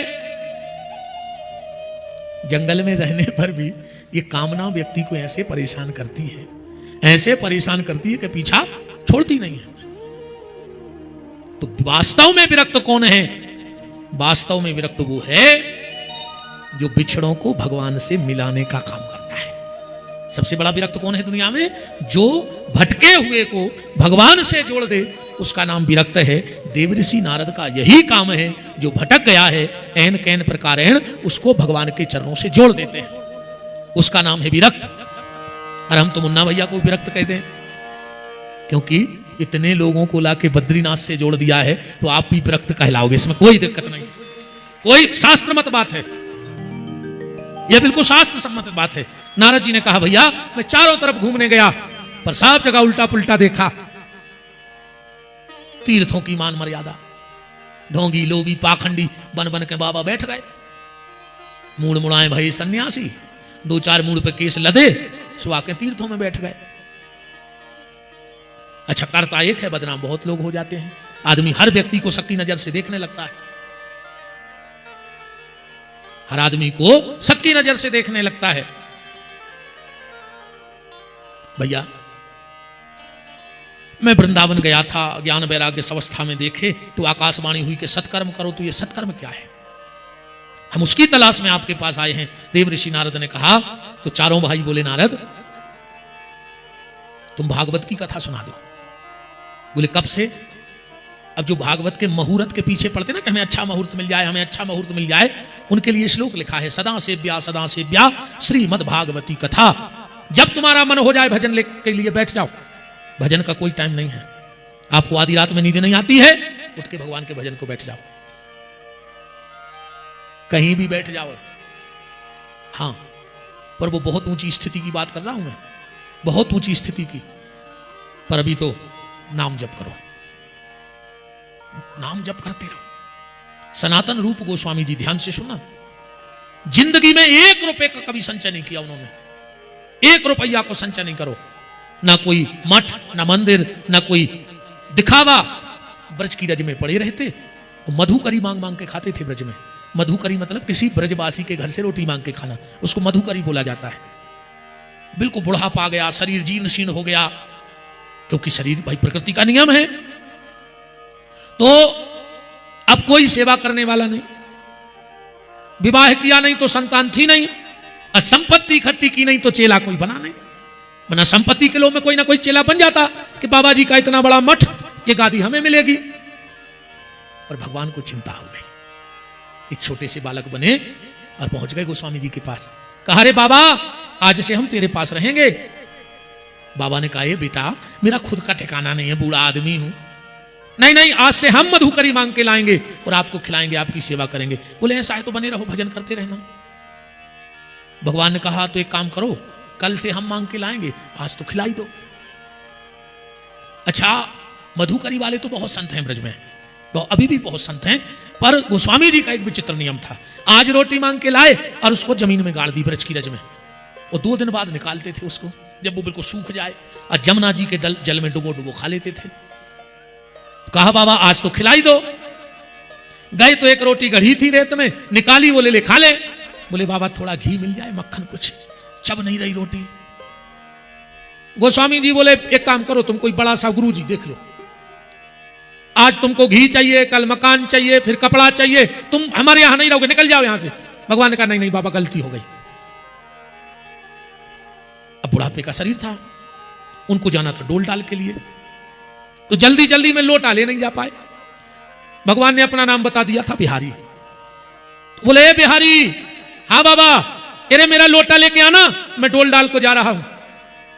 वो गए, डोल डाल को बैठ गए। भगवान गए तो बगल में लोटा रख के आ गए। जब वो पूरी क्रिया से निवृत्त हो गए, भगवान ने कहा, बाबा एक बात बताओ, जब आप डोल डाल के लिए बैठे थे और मैं लोटा रखने गया था, तो आप दोनों हाथों से अपनी जीभ क्यों पकड़े थे? गोस्वामी जी अपनी जीभ निकाल के हाथ से पकड़े थे। बोले, रे बिहारी, क्या बताएं, इस जीभ को ऐसी आदत पड़ गई है कि ये बिना भगवान के नाम की रहती नहीं। कितनों भजन करो, ये रे भैया गाए, अपनी जीभ के नहीं रही और उनकी मान नहीं रही। बोले, ये जीव बिना भगवान के भजन के रहती नहीं, तो जितनी देर हम क्रिया को बैठते हैं तो हाथ से जीभ पकड़ लेते हैं कि ये कृष्ण ना कह दे, क्योंकि वो जगह अपवित्र है। भगवान बोले, बाबा एक बात बताओ, मौत का कोई ठिकाना नहीं, तुम्हारा बुढ़ापे का शरीर है, और जब तुम क्रिया को बैठे थे और अगर उसी समय तुम मर जाते तो वही हाल हो जाता ना कि जन्म जन्म मुनि जतन कराही और अंत राम कहूं आवत नाही। सनातन गोस्वामी जी के बूढ़े शरीर में एक करंट सा दौड़ गया, लपक के हाथ पकड़ लिया। तू है कौन? मैं वो गोस्वामी हूं कि अगर मैं ब्रज की गलियों में निकल जाऊं तो बड़े बड़े विद्वान रास्ता काट देते हैं, और जिस बात को मैं पूरे जीवन ना समझ पाया, तूने हंसी हंसी में समझा दिया। भगवान बोले, नहीं नहीं, वो तो हम बच्चे हैं तो पूछ लिया। बोले, तू बच्चा हो ही नहीं सकता, मेरे सामने इतना बड़ा ज्ञान दे देना मेरे जीवन में मैं समझ पाया, और तूने मुझे समझा दिया, बता वरना भी प्राण त्याग दूंगा। और जो हाथ पकड़ा फिर तो क्या था साहब, मोर मुकुट कटकांचनी कर मुरली बनमाल, या बालक मुरे हृदय बसो सदा बिहारी लाल। बात सिर्फ हम ये बता रहे हैं कि भगवान के भजन का कोई मुहूर्त नहीं है। आप जब चाहो जब भगवान का नाम लो। अरे नींद नहीं आ रही, बिस्तर में पड़े पड़े लो। हमने अभी कहा ना कि अगर कुल्ला भी नहीं किया है तो मुंह गीला तो रात भर से है, फिर भी भजन करो। अगर जीभ गीली करने से, तन गीला करने से भजन है तो जीभ तो 24 घंटा गीली है, 24 घंटे भजन करो।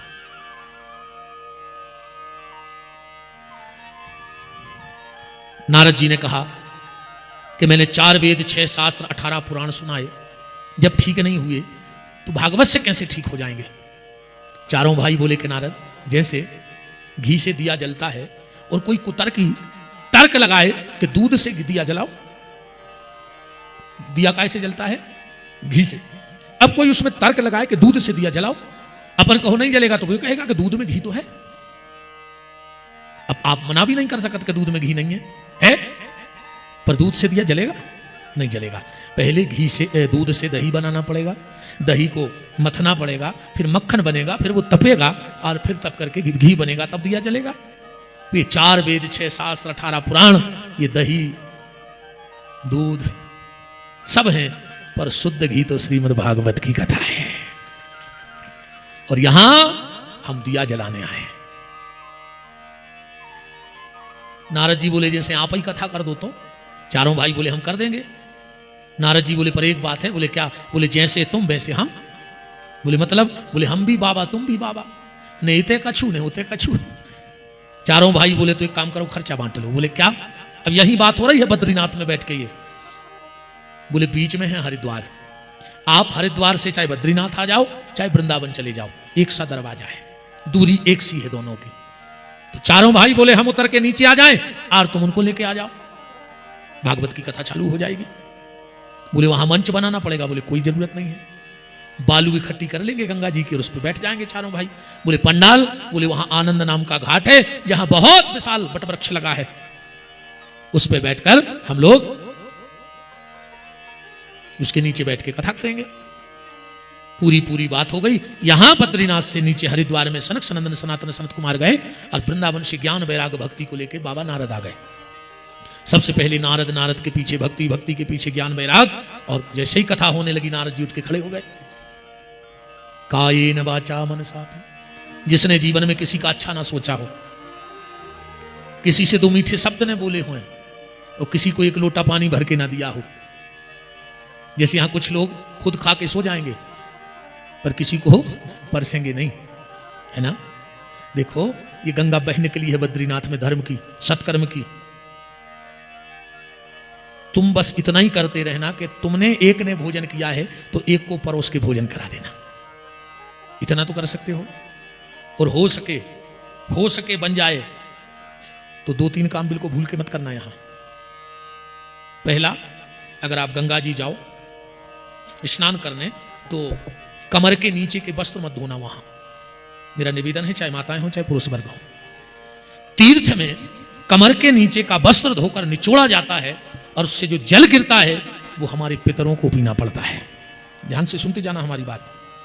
अब कमर के नीचे का जो शरीर है वो गंदगी के द्वारों का शरीर है, ठीक। अब आपने नीचे के कपड़े धोए और निचोड़े। अब आप आए तो यहां सत्कर्म करने हो, आए हो कि नहीं आए हो, तो आप तर्पण करो ना, कि वो जल पिलाओगे अपने पितरों को। इसलिए आके फिर अपने रूम में, कमरे में धो लेना कपड़े।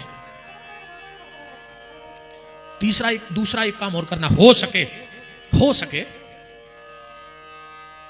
अपना जूठा बर्तन किसी से मत धुलवाना। जितने लोग मान जाओ, जबरदस्ती हम किसी से नहीं कर रहे, क्योंकि यहां हम लोग इकट्ठा करने आए हैं, अधिक से अधिक इकट्ठा हो जाए। कोशिश करना अपनी थाली धो के रख देना, ज्यादा नहीं कि आप सर्फ निरमा लगाओ, आप वैसे धो के रख देना। तीसरा काम ये करना, अन्न व्यर्थ न जाए। अन्न का कण और सत्संग का क्षण, पितर पक्ष में फेंका हुआ अन्न, ध्यान से सुन लेना, पितर पक्ष में फेंका हुआ अन्न तुम्हें अगले जन्म में मछली बन के खाना पड़ेगा, और कितने दिन तक नहीं मिलता वो तुम्हारी किस्मत है। पाओ खूब, क्योंकि हर योनि अलग अलग है। कुत्ता कौन बनता है पता है? जिनके लिए न कथा को टाइम है, न मंदिर जाने को टाइम है, न माला करने को टाइम है, ना नाम जप के लिए टाइम है। उनसे जब भी कहो इतने अर्जेंट में मिलेंगे, टाइम ही नहीं। भगवान कहते रुक जाओ, अगले जन्म में हम तुम्हें ऐसा बनाएंगे कि तुम्हें कोई काम नहीं रहेगा। अब बताओ कुत्तों को क्या काम है? 10-25 जगह के लोग तो बैठे हो, कहीं के कुत्तों को कभी कुछ काम करते देखा? ये वही है जो पहले जन्म में कहते थे हमें टाइम नहीं है, सिर्फ भजन को, जो ज्यादा माया इकट्ठी करके रखते ना, वे अगले जन्म में सुअर बना था, सुंगरा। तुम जहां देखियो तुम्हें सुंगरा मिले हैं खड़े, वे होता ही अपनी चोंद से मुंह से जमीन खोदत मिलत है। काहे?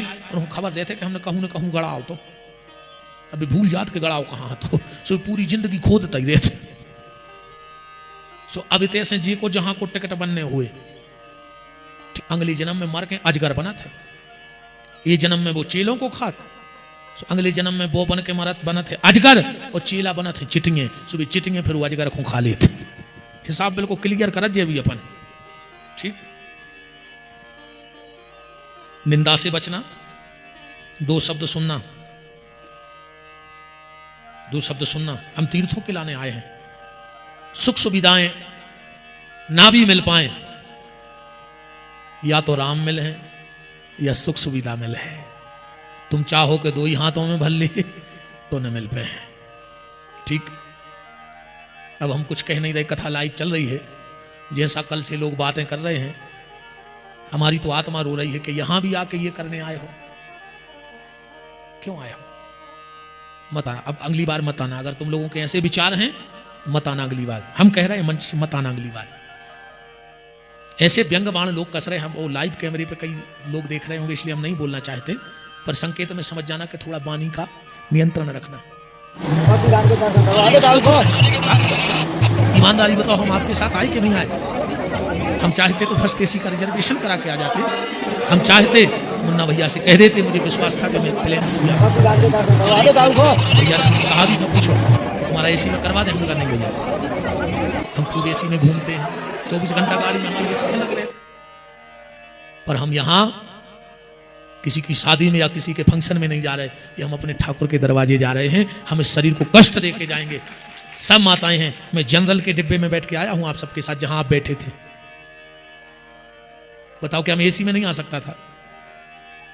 जब मुन्ना भैया इतना खर्च कर रहे मेरे लिए 1500 का टिकट नहीं करवा सकते थे वहां से? और हम क्यों नहीं आए? हमारी खुद की सीट। अब देखो, ट्रेन हम लोगों के घर की तो है नहीं, रिजर्वेशन करवा दिया, वेटिंग में है, तो ऐसा तो है नहीं कि अब टीसी से लड़ बैठे। थोड़ा सा कष्ट भी देना इस शरीर को। आप जितने भी लोग हो, पुरुष वर्ग ध्यान से सुनना। आप भले ठंडी पड़ रही है तो स्नान अपने अपने कमरों में कर लेना, पर यहां तक आए हो तो 6-7 दिन तर्पण करने जरूर जाना गंगा जल में, जहां सुलभता हो, जहां तेज बहाव ना हो, और अपनी सुरक्षा स्वयं करना। और 3 नाम याद कर लो आप, 3 तर्पण तो करना ही आप। अगर तुम्हारे माता पिता हैं और नहीं है, तुम्हारे दादा दादी हैं या नहीं है, परदादा दादी हैं या नहीं है, समझते जाना बात को। अगर सबसे पहला तर्पण हाथ में जल लेना, बाएं हाथ में ध्यान से एक लोटा ले लेना, डिस्पोजल ले लेना। अगर कुछ ना मिले तो एक हाथ से जल हाथ पे डालते जाना।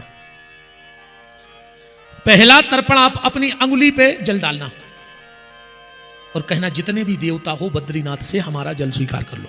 जल गिरे उंगली पे, वो नीचे से गिर जाए। ये आपको पूर्व दिशा की तरफ करना है। फिर आप उत्तर की तरफ मुड़ना, बाएं हाथ की तरफ मुड़ जाना। लोटा है तो अच्छी बात है, नहीं है तो हाथ से ऐसा करना हाथ को कि बीच में जल गिरे और वो यहां से गिर जाए। कहना, सप्तऋषि हमारा जल बद्रीनाथ से स्वीकार कर लो। ठीक, फिर अपने दाएं हाथ की तरफ मुड़ना, हाथ को ऐसा करना, यहां से जल गिरे, और अपना गोत्र लेके कहना कि हमारे जितने भी पितर हो, आपके आशीर्वाद से मैं बद्रीनाथ में भागवत सुन रहा हूं, आप यहां से हमारा जल स्वीकार कर लेना। सब करना। अब ये तो हो गया।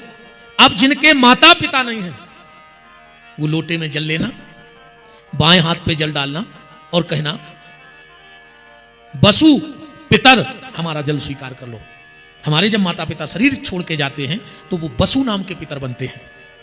ठीक, हमारे दादा दादी जब शरीर छोड़ के जाते हैं तो वो रुद्र पितर कहलाते हैं। ये नाम जरूर याद रखना, 7 दिन में तो रखना मेरा निवेदन है आप सबसे। क्या पता फिर मौका मिला कि नहीं मिला। पहले अगर माता पिता हैं तो आपको बसु पितर को जल नहीं देना है यहां से, ठीक। फिर अपने दादा दादी को जल देना और कहना कि हे रुद्र पितर हमारा जल स्वीकार कर लो। और परदादा दादी तो बहुत कम होते हैं तो उनको तो सबको देना है, तो कहना आदित्य पितर, हमारे जो परदादा दादी होते हैं वो आदित्य पितर कहलाते हैं। तो बसु पितर माने माता पिता, रुद्र पितर मतलब दादा दादी, और आदित्य पितर माने परदादा दादी। और आखिरी में 1 लोटा जल सीधा चढ़ाना और कहना आर्यमान पितर। आर्यमान पितर लोग के राजा का नाम है आर्यमान। आप कितना भी तर्पण कर लो, अगर आपने राजा को जल नहीं दिया है तो वहां जल स्वीकार नहीं किया जाएगा, आपके पितरों तक नहीं पहुंचेगा। इतना काम करना अगर यहां तक आ गए हो तो अवश्य तर्पण करना और जल देना। बहुत बड़ी कृपा है, बहुत बड़ी कृपा है। आप सोच भी नहीं सकते हो कि कितने भाग्यशाली हो आप लोग। माता पिता कहलाते हैं बसु पितर, ठीक। अरे सुनो सुनो, अभी एक काम करना, मोबाइल में इस चैनल को सब्सक्राइब कर लेना और मोबाइल पे सुन लेना। अपने परिवार वालों को भी ये लिंक भेज दो, कम से कम उनको रोज तुम लोग देखोगे तो उनको लगेगा सब सुरक्षित बैठे हैं बद्री विशाल के चरणों में, किसी को कुछ नहीं हुआ। देखो चिंता तो होती है? आपका परिवार भी सुखी रहे। यहां से तो हम रोज कहलवाएंगे कि जय हो बद्री, बोलो जय हो बद्री, कोई ना रहे दरिद्री। हाँ, क्योंकि यहां लक्ष्मी जी भी बैठी हैं, नारायण की तो जरूरत है ही, पर उनकी भी जरूरत है। तो जय बद्री, जोर से बोलो जय बद्री, कोई ना रहे आगे, कोई ना रहे दरिद्री। आप बिल्कुल मोबाइल में सुन सकते हो, अपने अपने मोबाइल में पीटी विपिन बिहारी दास चैनल को सब्सक्राइब कर लो। कभी आपको भी जब यहाँ की याद आए तो इस चैनल को खोलना और देखना कि हम भी कथा सुनने गए थे। अब परिवार वालों को सब तो बता नहीं पाओगे रोज रोज की बातें, तो जब घर जाओ पूछें क्या, इस चैनल पे आपको आपकी यात्रा मिलेगी, आप कहाँ कहाँ घूम रहे हो, रोज की कथा। और परिवार वाले घर में अपने टीवी खोल के सुनेंगे पितर पक्ष में कथा जो नहीं आ पाए हैं, तो आप अपने परिवारजनों को ये बता दो रात में फोन करके कि पीटी इंग्लिश में लिख के विपिन बिहारी दास इस चैनल को से भर जुड़ जाओ, सो रोज की कथा लाइव सुनियो। हम और भी दिखे हैं तुम्हें सब बैठे बीच बीच में, इसलिए हम कैमरा घुमवा रहे हैं। हाँ, कि परिवार वाले भी देखें कि ये बैठे हैं, ये एक एक चेहरे को फोकस करवाएंगे। और हम भी कभी जैसे नेपाल की पूरी कथा डली है, हम खोल के कभी कभी सुन लेते हैं और आनंद ले लेते हैं। तो बसु पितर, रुद्र पितर और आदित्य पितर, पितर लोग के राजा का नाम है आर्यमान। अब कल आपको बहुत सारी नई बातें बताएंगे कि तिल से पिंडदान क्यों, कुसा से पिंड जल क्यों दिया जाता है, ये हमने कभी नहीं बोली अभी तक, पर कल आपको जरूर बताएंगे। और किस किस को हम जल दे सकते हैं ये भी हम बताएंगे। कायेन वाचा मनसा, नारद जी हरिद्वार में कथा प्रारंभ करवा रहे हैं, उठ करके खड़े हो गए, बोले 3 प्रकार से किसी का भला ना किया हो, बोले फिर भी भागवत की कथा सुन ले तो मुक्ति हो जाए। बोले इसका कोई प्रमाण है? ध्यान से अब छोटी छोटी बातों से कथा को पूरा करते हैं। खूब तुमने धुंधकारी आत्मदेव की बात सुनी है। कथा यह है कि मति और श्रीमती, मति और श्रीमती, देखो ये बात भी आप लोग ध्यान रखना। यहां जब पति पत्नी दर्शन करने जाओ तो पत्नी को बाएं अंग रखना वहां, और जब पूजा करो तो दाएं अंग रखना।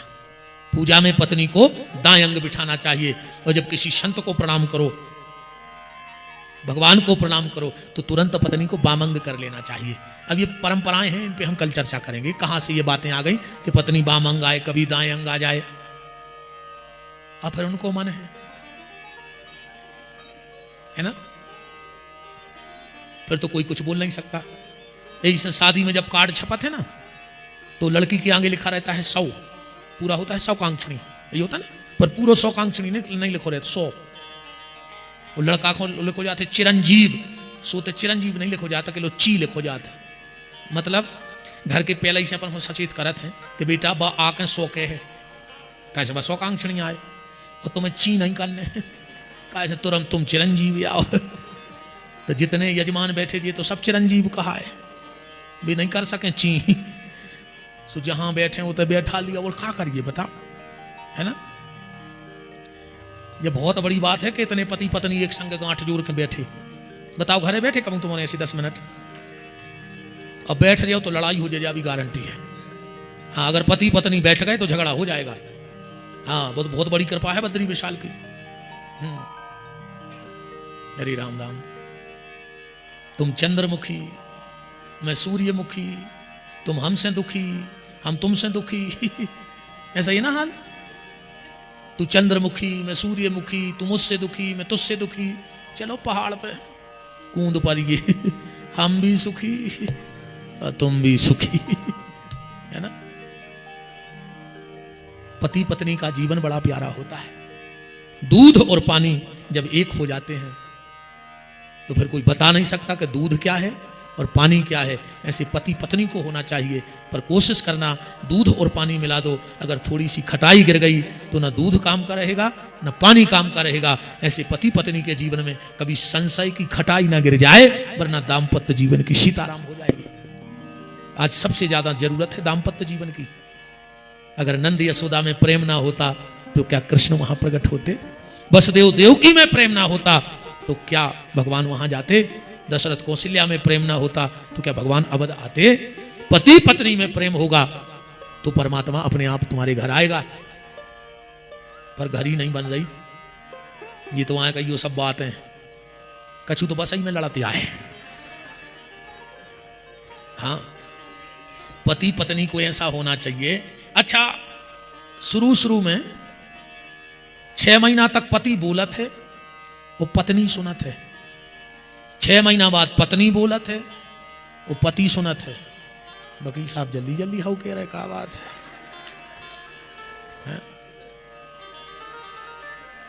हिसाब से हंसियो। 6 महीने तक पति बोलता है, पत्नी सुनती है। 6 महीने बाद पत्नी बोलती है, पति सुनता है। और 1 साल बाद 2 ही बोलत हैं, वो पूरा मोहल्ला सुनत है। नहीं सुनता, पूरा मोहल्ला सुनता है। प्रेम रखिए, बात बस ये है। मति और श्रीमती।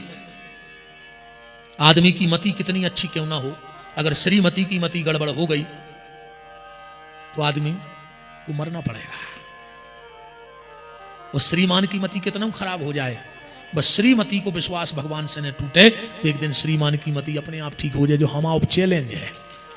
हाँ, बस श्रीमती गलत रास्ता ने पकड़े तो श्रीमान तो लौट के आए, वो भगवान से जुड़ी रहे। अब धुंधकारी और आत्मदेव बहुत अच्छे ब्राह्मण थे, पर पत्नी दुष्ट मिल गई। और अगर पत्नी दुष्ट मिल जाए तो समझ लियो कि सब सीताराम है। घर नी के न लागे, घर नी के बिना। देखो, पति मकान बना सकता है, कोई दुनिया का ऐसा पति पैदा नहीं हुआ जो घर बना दे। वो मकान बना सकता है, बंगला बना सकता है, होटल बना सकता है, पर घर बनाने का काम तो मेरी इन बहनों का है। क्योंकि घर त्याग और तपस्या से बनता है, मकान मटेरियल से बनता है। तो मटेरियल बाजार से आ सकता है, पर त्याग तपस्या तो ऊपर से आती है। घर त्याग और तपस्या से बनता है और मकान मटेरियल से बनता है। पति मटेरियल ला सकता है, तो आपको घर बनाना है। धुंधली के यहां कोई बालक नहीं था। एक दिन आत्मदेव जी घर में थे, धुंधली कहीं गई थी, तो कोई नाचने गाने वाली गणिका आई और कहा हमें जल पिला दो। तो जितने में वो जल लेने गए, देखा कि आंगन में तुलसी नहीं है। उस गणिका ने कहा, आप ब्राह्मण हो? बोले हाँ। बोले आपके घर में तुलसी नहीं है? बोले लगाते हैं सूख जाती है। बाकी तो आप सबने सुना है, बस आज एक बात सुन लो ध्यान से। मिट्टी में जब जाओ किसी की तो 3 गलती कभी मत करना, वरना जाना नहीं। पहली गलती, घर से ये कह के मत जाना कि हम जा रहे हैं। ठीक, जब घर से निकलो तो घर वालों से ये कह के मत जाओ कि हम जा रहे हैं। दूसरी गलती, आओ, किसी से मत कहना कि चलो। ठीक, कभी मत कहना शमशान घाट में कि चलो। तीसरी गलती, इस पर विशेष ध्यान देना आप लोग। जब से लोग होते हैं वो मिट्टी की तैयारी करते हैं, हमारे हाथ में तुलसी और चंदन दे दिया जाता है। जब भी आप मुर्दे को लकड़ी दो तुलसी या चंदन की, तो कोशिश करना कि कमर के नीचे तुलसी मत फेंकना। मुर्दे के जो कमर के नीचे तुलसी फेंक देता है उस दिन के उसके सारे सत्कर्म नष्ट हो जाते हैं और उसे वृंदा का अपराध करने का महापातक लगता है। बोलो आप लोग गलती करते थे कि नहीं करते थे? कहीं भी तुलसी फेंक दी, कहीं किसी भी तरफ से, अब भागाए। आज के बाद इस चीज का विशेष ध्यान रखना प्यारे। तुलसी डालो, चंदन डालो, पर सिर की तरफ लकड़ी फेंकना। मैं भी जाता हूं, कई लोग पांव की तरफ फेंक के आ जाते हैं।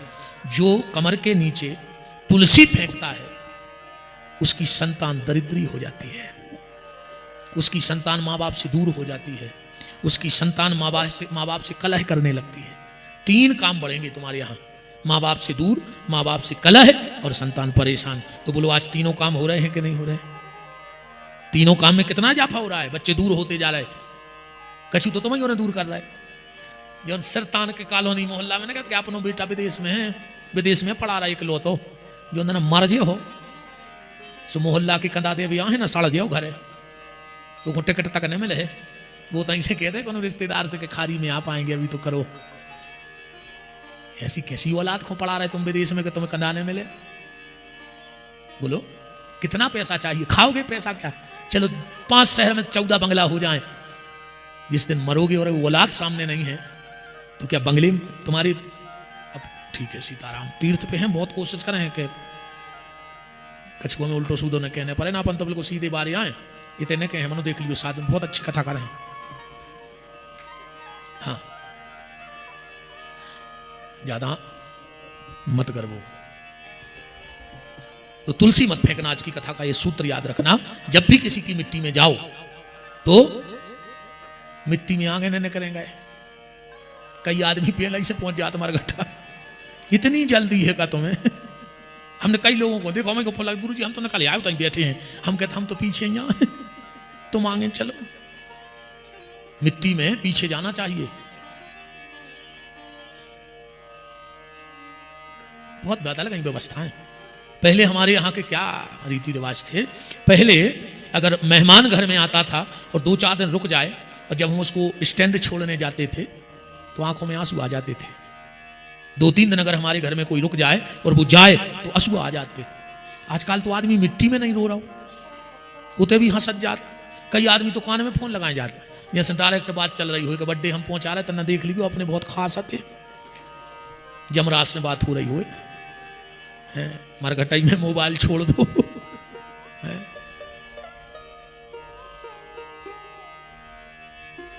तुलसी नहीं लगी थी, कहा लगाते हैं सूख जाती है। उस गणिका ने कहा तो गाय को रोटी खिलाओ। अगर घर की तुलसी बार बार सूख रही है तो गाय को रोटी देने लगो, तुलसी हरी भरी हो जाएगी। क्योंकि तुलसी का सूखना घर में बहुत बड़ी समस्या का संकेत है। बोले हमारे यहाँ गैया है पर वो दूध नहीं देती, वो भी बांझ है। उस गणिका ने पानी नहीं पिया, बड़ा कष्ट हुआ आत्मदेव को, और मरने गए तो एक महात्मा ने फल दे दिया, लाके धुंधली को दे दिया। धुंधली ने वो फल खाया नहीं और वो फल दे दिया गैया को। इसने पड़ोसी का बेटा ले लिया, इसका नाम पड़ा धुंधकारी। दोनों बड़े हुए और गोकर्ण जी तो गांव में मंदिर में कीर्तन गाते, ये धुंधकारी गांव में जितने अंधा हुआ उनको कुआं पटक दी। महाखल होगा जो खल और महाखल। खल कौन से कहते ये के 2 ही काम हुए। अब कल तुम हमें बताइयो कहते कोकू है उनमें से, चुपचाप बताइयो हमारे कमरा में। खल में 2 शब्द हैं मुन्ना भैया, खा और ला। जे को 7-8 दिन 2 ही काम करे बस, खावे और लड़े। ठीक सो समझ लियो वो आए खल। तो रामायण में है खल और भागवत में महाखल। तो महाखल को कहाओ, खावे और लड़े वो खल, वो महाखल। एक शब्द और जोड़ ले, जे को खावे वो इसे लड़े समझ लियो वो महाखल। हाँ जे को खावे वही की कमरा में करे बुराई। ओ पे 2 शब्द बढ़ा के लियो कि विपिन बिहारी जी गुरु जी हमारे कमरा में जी बुराई कर रहे थे, जी हाँ महाखल। अब ढूंढने का काम तुम लोगों का है, हम कहाँ जो है ढूंढत फिर। खावे और लड़े कुछ न करे, वो तो सबसे पहले पंगत में बैठे और सबसे लड़े। हाँ और कमरों में करे बुराई समझ लियो वो महाखल। अबे भी बहुत कम है, 12 बसों में आते 13 बसें 14 कल से बना रहे थे कथा में वो हो जाएगी पर्ची गए कथा के बाद हम बताओ थे कल से ये मैं मुन्ना भैया की कोई बात जाने कल से ही थे जितने कथा में उतने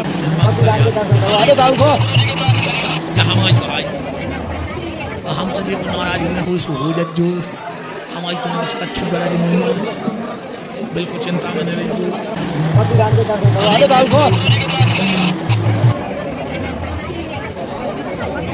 नावन बिहारी लाल की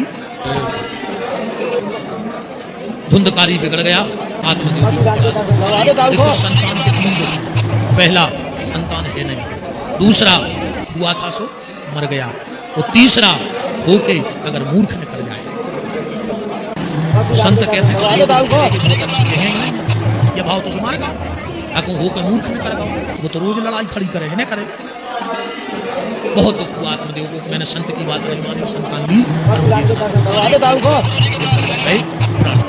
अब घर में धुंधली और धुंधकारी एक दिन धुंधकारी ने कहा माँ पैसा लाओ बोले बेटा जो था जुआ में हार दिया थप्पड़ लेके मारने दौड़ा धुंधली की आंखों में आंसू आ गए बेटा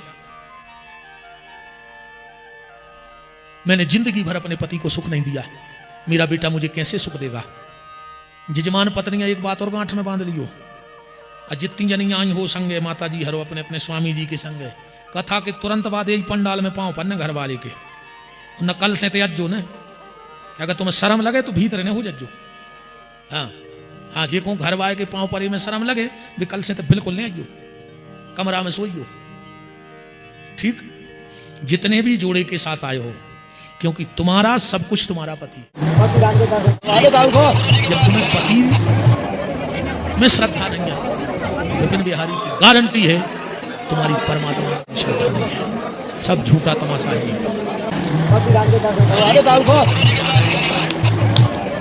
कट गई महाराज ने तो मन की कक्का तक मुस्कुरा रहा है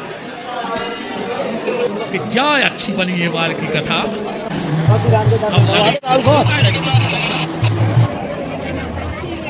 अच्छा खुशी के सुना है खुशी जजमान तो जा घली रे इसको हंसते तो रहना हमारा उद्देश्य ये है कि हम आपके चेहरे पे खुशी लाना चाहते हैं मुस्कुराहट हमें कोई कछु का है हमें इसे ये पगले आई की बातें करते बीच में पर हमारी पगले आई में भी सार है ठीक माँ बाप पुत्र के लिए सब कुछ है अब तुम कहते पाँव पर अक्खर हो ते पाँव पर अक्खर ये पथरा का मुंह पटक हो और जो साक्षात तुम्हारे संग है वो थैला टांगे घर के पीछे बताओ वो थैला टांगे पीछे पीछे का मतलब न करो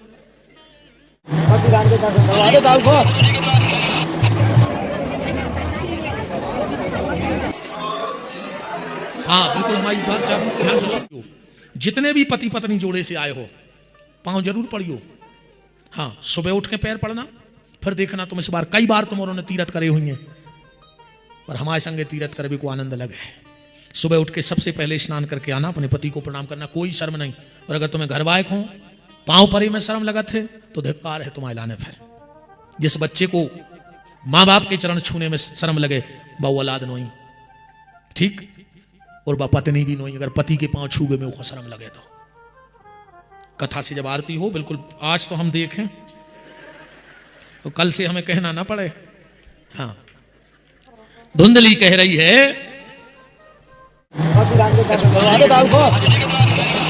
ये पाँव पर वाला कथा नहीं है ना और सुनो कभी भी सुहागन नारी पति को छोड़ के किसी को छू के प्रणाम नहीं करना चाहिए तुम किसी भी साधु संत महात्मा ब्राह्मण प्रणाम कर रही हो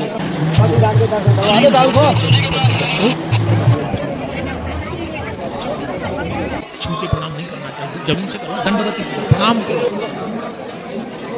घर वाले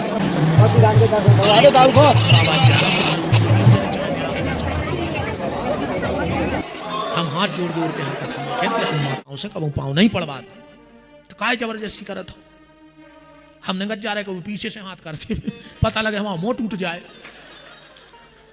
मैंने तुम्हें भर फल मिल जाए हमारी कछुगत हो जाए, हमारे चाहे नंग नंग टूट जाए तुम भर बैकुंठ चली जा। हमारी ये बातें ध्यान रखू करे, ठीक। धुंधली कुआं में कूद के मर गई क्योंकि उसने कभी पति को सुख नहीं दिया था। गोकर्ण जी चोरी करने भागवत करने लगे और धुंधकारी बहुत भयंकर चोर हो गया, 4 वेश्याओं को लेके आ गया, जुआ खेलता है, शराब पीता है। एक बात और सुन लो, क्योंकि श्राद्ध का टाइम चल रहा है, अगर तुम्हें पता है कि ये ब्राह्मण शराब पीता है तो अपने बाप को श्राद्ध गांव के कुआं में सरा आइयो, ठीक। अपनी मतारी को श्राद्ध गांव के कुआं में फेंक आइयो, पर दारू खोर ब्राह्मण श्राद्ध को भोजन न कराइयो, 14 पीढ़ी को नाश हो जाए तुम्हारी। बात बहुत कड़वी है और हम प्रमाण दे सकते हैं, देखो दिक्कत हुई, हम बता रहे कि जो लिखो है। हम कल बताते हैं कि कितने आदमों श्राद्ध ने खुआव चज्जे, माताओं को श्राद्ध को नहीं तो नहीं दो चज्जे। आजकल तमाशो मचा कर रख लो अपन ने, माताओं को श्राद्ध को भोजन करे को नियम नहीं, हाँ करो नहीं चज्जे माताओं को श्राद्ध को भोजन, जे को खुआने वो खुआ नहीं रहे, और पूरे रिश्तेदार खोर जोल लाए, सुबह बगल में पेग बना रहे और बड़ा खा रहे तुम बाप को श्राद्ध कर रहे कि सत्यानाश कर रहे जितनी और बनी थी सो। पर यह हमारी बात कितना खास ब्राह्मण हो, तुम कितना पक्को दोस्त हुए, अगर तुम पता हो कि दारू पी है, श्राद्ध में नहीं होती तो संबंध अब भाई टूट जाए। हम तो करे तुम खुआ जो ने कुआ में फेंके आओ, पर दारू खोर ब्राह्मण को श्राद्ध को भोजन करे जो महापापी कहा। हाँ पता भर हो तुम्हें जो पियत है, बिल्कुल भोजन न करे जो चाहे फेंक दियो न, बो पितर दोष घल है तुम में मार जो सुधरा है न सुधर हो। आत्म धुंधकारी मदरा का पान करने लगा, मांस खाने लगा, वेश्यावृत्ति में फंस गया। एक दिन राजा के घर में चोरी करके लाया और उन वेश्याओं ने इसे मार डाला। गोकर्ण जी अपने गांव लौट कर आए, मकान तो हो गया था खंडर, और गोकर्ण जी ने आकर विश्राम किया है। आज गोकर्ण जी को विश्राम करने दो, कल वो धुंधकारी के उद्धार की व्यवस्था करेंगे।